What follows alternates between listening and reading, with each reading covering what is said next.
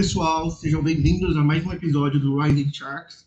Eu sou o Bruno Rosa, sou aluno de Direito, atualmente no 6º semestre, e hoje eu estou aqui para propor algumas reflexões com vocês sobre a recuperação judicial, o Instituto da Recuperação Judicial, sobretudo ligado ao produtor rural, algumas mudanças que a nova lei, que já entrou em vigência, ela trouxe, e aí a gente vai discutir as diferentes posições entre credores e devedores, o que a gente acaba prevalecendo ou não.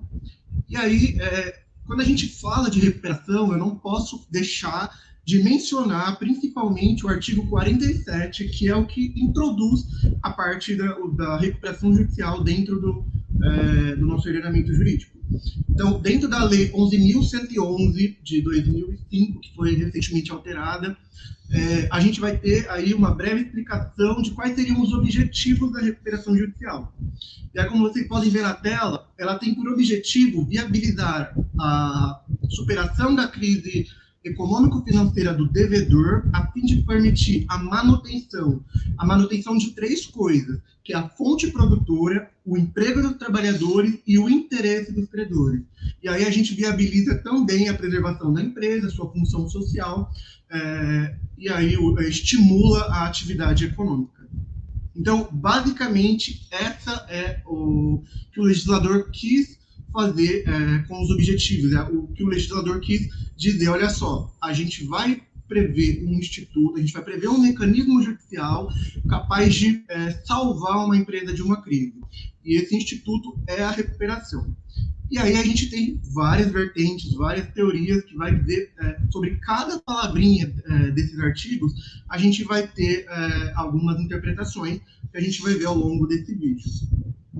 O mais importante, e o que eu gostaria de focar, para não fugir muito do tema, é justamente a contraposição entre devedor e credor.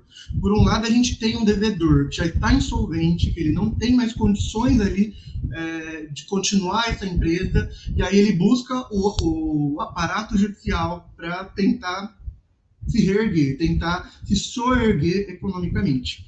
E do outro lado, a gente tem credores que, enfim, tem milhões de crédito, reais, dólar, euro, ou até mesmo produtos que eles acabam fornecendo, e aí esse devedor, para sair dessa crise, ele precisa de algumas condições. Uma dessas condições, por exemplo, é o deságio que a gente acaba fornecendo num plano de recuperação judicial. Então, a gente tem um sacrifício do devedor, que já suportou esse sacrifício de estar ali nessa situação de insolvência, de ter que buscar um apelo judiciário, e do outro lado a gente tem um sacrifício do credor, que muitas vezes tem que abrir mão daquilo que ele tem, abrir mão do seu crédito em prol de uma preservação da empresa, que, em última análise, seria aí um desenvolvimento econômico, né, para a gente manter a atividade econômica.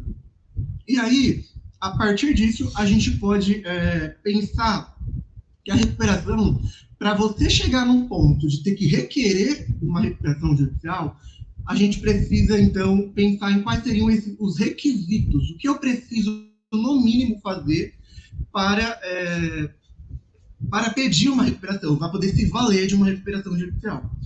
E aí, o legislador, ele também previu alguns requisitos e que estão ali no artigo 48 da Lei de Recuperação e que diz o seguinte: poderá requerer recuperação judicial o devedor que, no momento do pedido, no momento ali do requerimento, ele tem que exercer regularmente a atividade há mais de 2 anos, né? Então tem que ter um período mínimo aí de 2 anos e que atenda a alguns requisitos que aí não é tão relevante para nós agora. Então, a partir desse artigo 48, a gente tem 3 situações. A gente tem que só pode pedir recuperação judicial quem é devedor, ele tem que estar exercendo regularmente a atividade econômica dele, e, além disso, ele tem que estar pelo menos 2 anos exercendo essa atividade. E aí, então, a gente vai começar a tratar dessas palavrinhas, dessas situações. Em primeiro lugar, o que seria o devedor? O Mauro Penteado, em uma obra coletiva do professor Francisco Satiro, ele vai dizer que o devedor é literalmente aquilo que está no artigo 1º da lei, que é o empresário e a sociedade empresária. Uma análise um pouco mais sofisticada, o professor Eduardo Munhoz, ele vai dizer que o devedor, ele não apenas é o empresário, que no caso seria um empresário individual, e a sociedade empresária, como também a gente pode considerar como devedor os sócios ilimitadamente responsáveis. Porque aí, se a sociedade está dividida entre sócios que têm responsabilidades ilimitadas, o prejuízo que essa empresa chegou, a insolvência que decorreu de todos esses atos, são de responsabilidade dos sócios também, já que eles têm a responsabilidade aí sem limite. Então, essas pessoas poderiam requerer recuperação judicial. O que acontece? Acontece que a gente começou a ter exceções. O legislador é muito claro. O devedor é tal pessoa. E aí a gente não tinha, pelo menos até então, até a vigência da nova lei, a gente não tínhamos previsão do produtor rural pessoa física. Nós não poderíamos falar que uma pessoa física poderia se valer de uma recuperação judicial. Como a gente vai ver daqui a pouco, o STJ começou a admitir, teve entendimento tanto da terceira turma quanto da quarta turma de direito privado do STJ, admitindo a recuperação judicial do produtor rural. Mas, enfim, passando aí a análise do artigo 48 ainda, a gente tem uma situação em que o devedor, além de ser sociedade empresária ou empresário individual, ou mesmo sócios ilimitadamente responsáveis, ele precisa estar exercendo a atividade dele regularmente, o que implica dizer necessariamente que ele precisa de um registro no órgão competente, que é uma junta comercial do estado onde ele está localizado, a escrituração contábil de todos os gastos, tudo que entra e tudo que sai dessa empresa, e além disso, um levantamento econômico anual, que é aquilo que a gente chama de balanço econômico. Se ele tiver tudo isso, a gente pode dizer que ele é um empresário regular, que ele é uma sociedade empresária regular. Então, esse seria o terceiro requisito.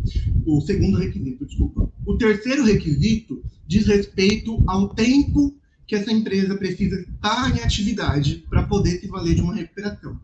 E o legislador ele diz que é 2 anos. E aí tem um motivo lógico por trás disso. A professora Raquel tem, no mesmo livro do professor Satiro, ela diz que ela entende que esse período de 2 anos é um período razoável, ela entende aí que há um critério de razoabilidade, justamente por quê? Porque a taxa de mortalidade das empresas, ao menos naquela época em que o legislador fez a lei de recuperação, editou a lei de recuperação, a taxa de mortalidade não superava 2 anos. Muitas empresas encerravam a atividade, as suas operações com 1 ano. Então, assim, esses 2 anos veio aí seguindo uma lógica necessária para a gente poder regular o Instituto da Recuperação. Só apenas a título de curiosidade, tem um artigo do Sebrae que fala que entre 2010 e 2014, a taxa de sobrevivência da empresas acima de 2 anos foi de 54% para 77%. Isso significa que a gente está tendo melhores condições, as empresas estão mais atuantes no mercado, estão conseguindo sobreviver a despeito de todas as circunstâncias negativas que se apresentam. Também um artigo muito recente do Valor Econômico fala que dados de 2018 sugere que algo em torno de apenas 20% das empresas encerram a operação com 1 ano. Então, assim, a gente teve aí uma evolução desde 2005, quando essa lei foi editada, até hoje, e aí os 2 anos se justifica justamente por isso. O problema, ao meu ver, é que, a despeito dessa mudança, o legislador preferiu não alterar isso, manteve os 2 anos necessários ao pedido de recuperação. Então, apesar de, por exemplo, hoje as empresas com 1 ano de operação estarem sobrevivendo mais, o legislador manteve esse período de 2 anos para, enfim, acabar protegendo aí a atividade econômica. E aí o ponto central da nossa discussão vai envolver agora a natureza jurídica desse registro. Lembra que eu acabei de dizer que para o empresário se tornar regular, ele precisa se registrar na junta competente. E aí esse registro, ele pode ter 2 naturezas, dependendo de qual teoria, de qual vertente você segue. A primeira delas diz que o registro ele tem uma natureza constitutiva, ou seja, você constitui um novo direito a partir do momento que você está lá escriturando a sua empresa, a partir do momento que você registra a sua empresa. E uma outra corrente vai dizer que esse registro tem natureza declaratória. O que seria isso? você declara um direito pré-existente. Essa empresa já existia no passado, mas a partir de agora eu estou registrando ela, estou declarando que ela já existia desde muito antes. E qual é a importância de saber isso? A importância é que a gente vai, a partir da natureza jurídica do registro, nós vamos poder definir a partir de quando os efeitos jurídicos de todos os contratos celebrados, de todos os negócios celebrados, passam a surtir efeitos. Então, se eu falo que uma empresa, que o registro de uma empresa tem natureza constitutiva, eu estou dizendo que tudo que ela assinar em nome da empresa só vai ter validade a partir do momento que ela se registrou. Ao passo que se eu falo que é declaratório, todo período que ela já existia enquanto empresa, apesar de irregular, também passa a valer. Tudo que ela celebrou, todos os contratos, todas as negociações, enfim, tudo que ela fez tem validade. Então, essa é basicamente a importância. E isso vai refletir no produtor rural. É muito comum em recuperações judiciais no país pessoas físicas se registrarem na junta comercial 1 mês antes, 2 meses antes de pedir recuperação, e aí, se o pedido de recuperação é deferido, essa pessoa física ela passa a gozar de benefícios, de prerrogativas da recuperação, sobretudo a suspensão de ações e execuções que são movidas contra ela. Então, é um prejuízo para o credor. Se a gente fala que uma pessoa física que se registrou 1 mês antes de pedir recuperação pode se valer da recuperação, a gente está dizendo que o credor, tudo que ele assumiu com essa pessoa é inválido, ele vai acabar saindo no prejuízo. E é essa discussão que acabou se levando nos tribunais para questionar. E aí, Supremo Tribunal, Superior Tribunal de Justiça, Supremo Tribunal Federal, qual é a natureza de registro? Qual a natureza jurídica do registro de um produtor rural de pessoa física? O STJ vinha decidindo no sentido de ser declaratória. Todos os atos celebrados antes do registro valiam, têm validade. E aí tem 2 casos emblemáticos, que é do caso do José Cupim e o caso do Grupo Nicole, que são 2 casos aí que fixaram teses da 3ª e da 4ª turma no sentido de ser possível esse pedido de recuperação. Agora, os credores, ao contrário do STJ, eles acreditam, eles defendem e sustentam que a natureza desse registro ela é constitutiva. Os efeitos do que você celebrar a partir do registro é o que conta. Então, tudo que eu fiz antes de me registrar não tem validade enquanto empresa. Por quê? Imagina uma instituição financeira concedendo um crédito para um produtor rural. Ela vai conceder esse crédito um produtor rural, pessoa física, obviamente. Ela vai conceder esse crédito a partir de determinadas circunstâncias. O risco do crédito, a taxa de juros, a garantia, tudo vai estar atrelado à pessoa física que contratou. Então, nessa situação, o crédito muitas vezes vai ser menor, vai ter um juros menor, justamente porque uma pessoa física não poderia se valer de uma recuperação judicial. Não é o que ocorre na prática. Por quê? Porque apesar de uma instituição financeira estar concedendo crédito, o produtor rural, 1 dia antes, 1 mês antes, 2 meses antes de pedir a recuperação, ele se registra na junta e todos esses créditos anteriores se sujeitam à recuperação, o que não deveria valer. Então, essa é a discussão. Além do mais, uma empresa também, uma sociedade empresária rural, muitas vezes ela acaba contratando com uma instituição financeira e aí os sócios, as pessoas físicas na qualidade de sócios, figuram como avalistas, prestam garantias fidejussórias. E aí esses sócios muitas vezes são, sei lá, advogados, tem pessoas que prestam garantia que são médicas, engenheiras, e aí eles acabam sendo incluídos na recuperação judicial justamente porque 1 mês antes fez o registro. Então tem essa discussão assim, que é bastante polêmica, mas que acabou perdendo, não perdendo relevância, mas acabou perdendo um pouco de sentido, justamente porque a nova lei que entrou em vigência, ela garante agora que o produtor rural, pessoa física, pode pedir a recuperação judicial e a comprovação vai se dar por outros meios. E aí o registro perdeu a relevância, por quê? Porque, na verdade, desde sempre, o artigo 971 do Código Civil já estabelecia que é uma faculdade do produtor rural, é um privilégio que ele tem de poder ou não se inscrever na junta comercial.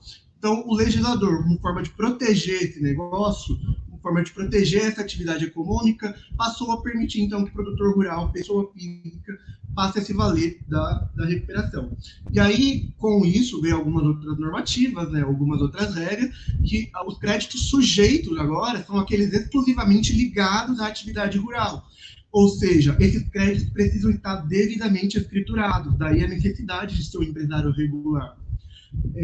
E alguns outros créditos não se sujeitam. Por exemplo, as dívidas contraídas nos últimos 3 anos, inclusive a garantia, se houver, para aquisição de propriedade rural.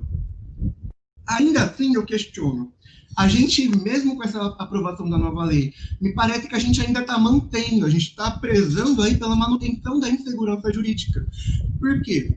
Imagina, novamente, credores que vão emprestar X valor para uma sociedade empresária e essa dívida vai ser pessoalmente garantida pelos sócios.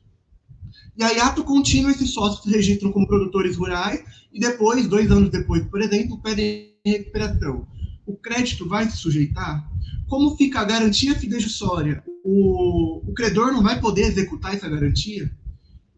Né? Porque os co-obrigados, no caso de um credor que tem a garantia fidejussória, a garantia pessoal, o co-obrigado ele pode continuar sendo executado normalmente. Não é o que ocorre, não é o que vai acontecer, porque agora, se ele quiser se valer da recuperação, basta ele alegar que ele é produtor rural. Então, o que eu poderia dizer a título de conclusão, óbvio que a matéria não se esgota aqui, tem muitos assuntos que a gente poderia conversar. Mas, assim, a gente tem sempre, na medida do possível, buscar o Instituto da Recuperação Judicial para reestruturar o nosso passivo, para dentro da boa-fé e da legalidade, obviamente, tentar com os nossos credores para renegociar todas as nossas dívidas, para tentar sorver, para tentar aí manter a preservação da empresa. Não sendo possível, a professora Milena Donato diz, Milena Donato Oliva, uma professora que eu gosto muito, ela diz que a recuperação ela não pode ser feita a qualquer custo. A gente não pode relativizar os direitos dos credores, que também tem soberania, que também tem ali direitos a serem preservados, não é só a empresa. Então, em paralelo com a professora Milena, tem o professor Ronaldo Vasconcelos, que ele fala no livro dele, na obra dele sobre direito alimentar, que nós precisamos ressignificar a falência, que é uma hipótese. Enquanto a gente achar que a falência é o pior resultado, a gente vamos manter recuperações inviáveis. E aí, qual é o resultado disso? A gente acaba dando prejuízo aos credores sem necessidade nenhuma. Então, até mesmo em prol do desenvolvimento econômico, existe o Instituto da Falência, que vem aí para prezar os direitos de todas as pessoas. Essa foi a mensagem que eu quis trazer para vocês, a reflexão. Se inscreva no canal, estou sempre à disposição para o que vocês precisarem. Um grande abraço.